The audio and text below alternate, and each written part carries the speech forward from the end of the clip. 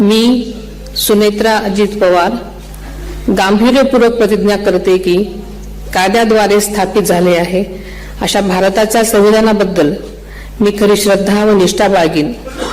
मी भारताची सार्वभौमता व एकात्मता उन्नत राखीन।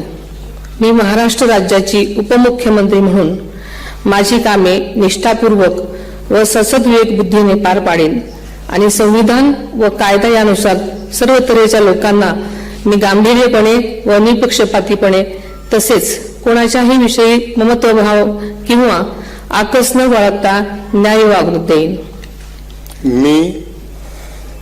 मी सुनेत्रा अजित पवार गांभीर्यपूर्वक प्रतिज्ञा करते की महाराष्ट्र राज्याची उपमुख्यमंत्री म्हणून माझ्या विचारार्थ आणली जाईल किंवा मला ज्ञात होईल अशी कोणतीही बाब अशी उपमुख्यमंत्री म्हणून माझी कामे यथायोग्य पार पाडण्यासाठी आवश्यक असेल ते खेरीज करून एरवी मी कोणत्याही व्यक्तीला किंवा व्यक्तींना प्रत्यक्षपणे वा अप्रत्यक्षपणे कळवणार नाही किंवा त्यांच्याकडे उघड करणार नाही। धन्यवाद।